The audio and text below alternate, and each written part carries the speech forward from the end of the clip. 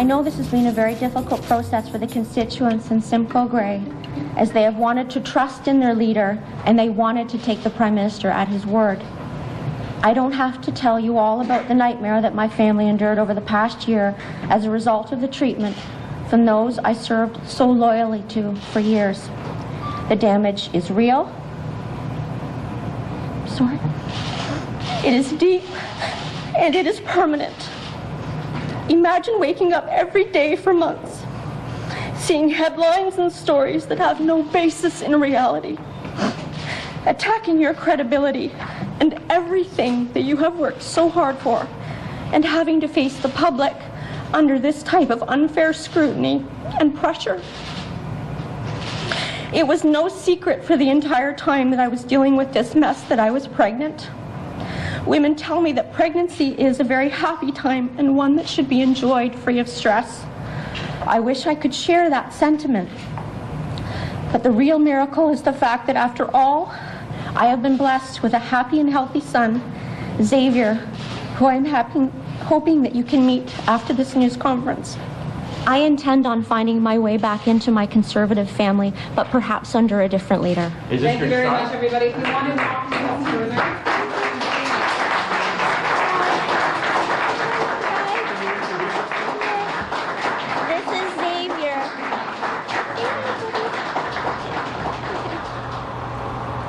When you've gone through something like I have in the past year, I'm standing here and I'm about to make a decision, am I going to run or not?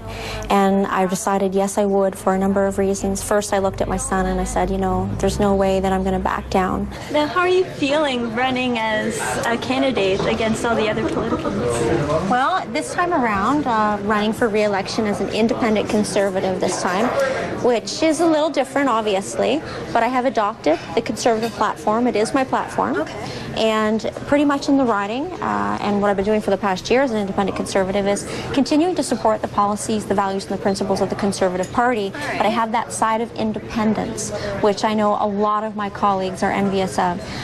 How's this campaign different for you, both in a personal and a political sense, than from your first campaign?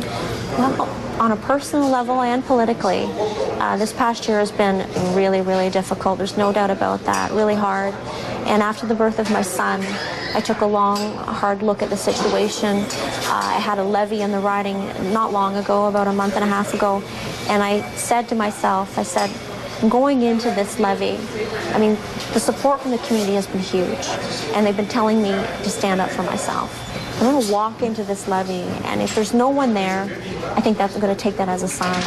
But I walked through the door, and it was an incredible turnout. People telling me to stand up for myself, to stand up for them, to stand up for the voters in Simcoe-Grey, for justice. I appreciate those comments. They mean a lot to me. And it's things like that that keep me going on the campaign. That's great. Give me a little bit of a sense of why you got involved in politics in the first place. Sure. This goes back to when I was just a little girl. My grandfather was the first member of our family to be elected around the year I was born, and he won his first election by 1 vote. There was a judicial recount, and he was successful. I won my first election by 100 votes, so I always say I beat him tenfold. But ever since that day, there has been a member of my family elected at the municipal level. Sometimes 2 or 3 at one time, but always someone ever since then. So I grew up in it. I was raised around it, always behind the scenes. And there's actually a picture of me holding a little flyer as a little girl. So I often joke with my little boy now that we've got to get a picture with him holding one of my flyers for his flyer down the road when he decides to run. Yeah. So give me a sense then about whether it was a prospect for you to run politically. I mean, you had these people around you who were running, but did you consider it a career path for yourself? I considered it for myself. I don't really think that my father had considered it as something that I would embark upon.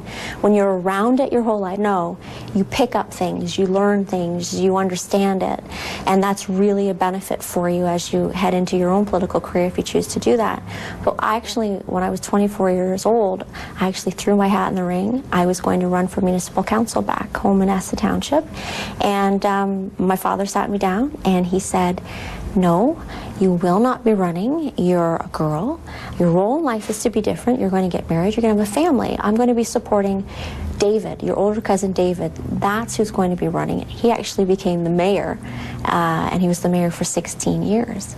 So I was raised that way, and there was another opportunity. I wanted to go to university. My father had suggested to me that my role in life again would be different, that I would not need it. I'm going to get married and have a family. That's what I would be doing. Was it different for you? Do you think that you were treated differently, both within your riding and within your riding and during a campaign because you are a woman? I do believe that there are times throughout my career that I have most definitely come across that. There's no doubt about that. And if I tried to pretend that that didn't happen, it's not the reality of the situation.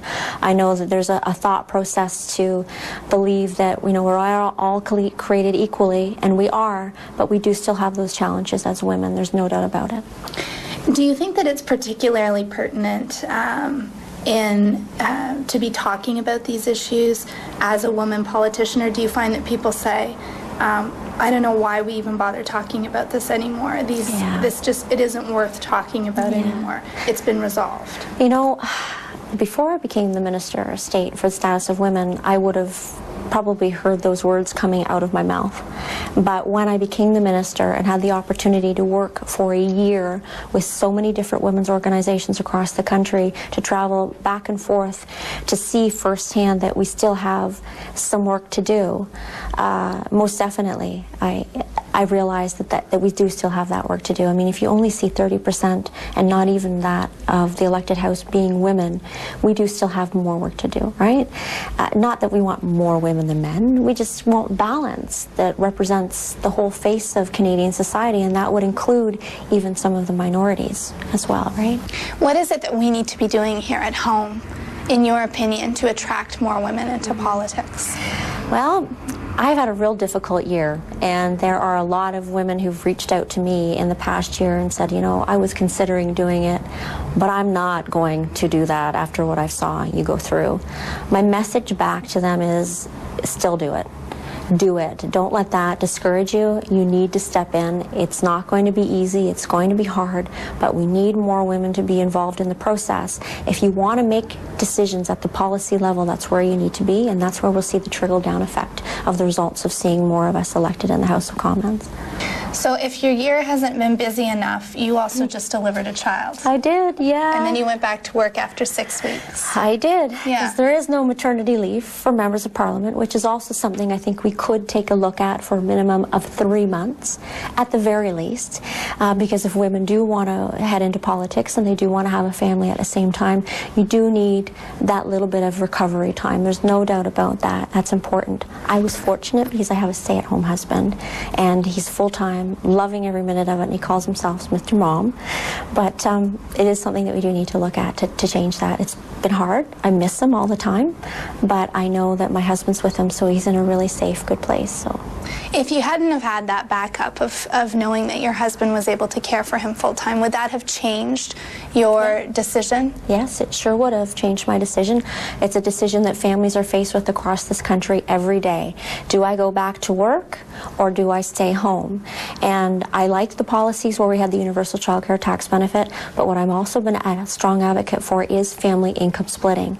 I have been doing that since the moment I got elected. I seconded the motion at our policy conference to make that part of our policy as Conservatives, and I was thrilled to see that be a part of the platform. You got any cards with you?